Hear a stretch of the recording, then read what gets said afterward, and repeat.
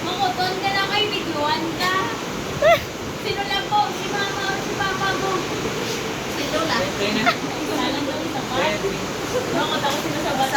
Ang balasan. Din. Kumain na pastok daw ito naman. Gasig na pagkabat. Okay. Taraw si President. Dason siya naman. Okay. Pastok. Pastok gani ara lang so.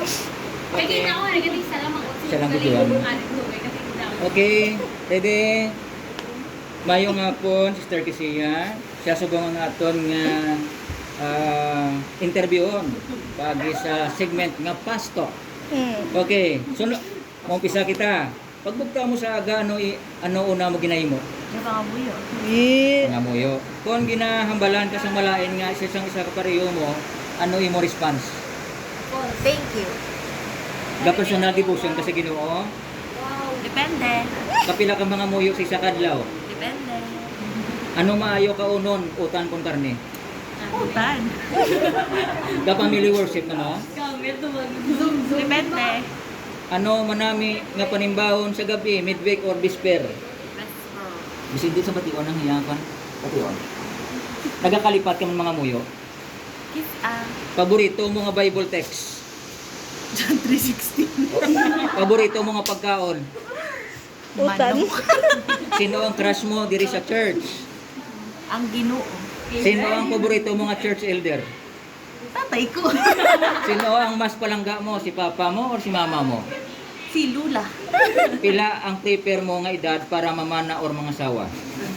Wala.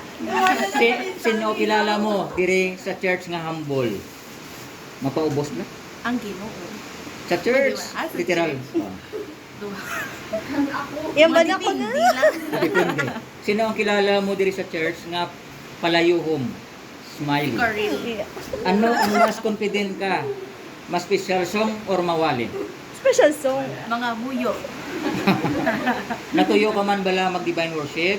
Kiss Kapila ka bisis ka magbasa sang imo lesson study sa isa ka semana? Depende. Kung magkari si Jesus subong, preparado ka? Do hindi pag Kapila ka magbasa sa Biblia sa isa ka semana? So, mga apat. Oh. Ano na namian mo? Sabbath school program or divine worship? Sabat school. Ano na namian mo? Nga program sa church? Ano mga program? So, na lang. Sa aga, pag mata mo, ano una mo madumduman? Cellphone or Ginoo? Ah, Ginoo. Amen. Thank you. Thank you. Thank you.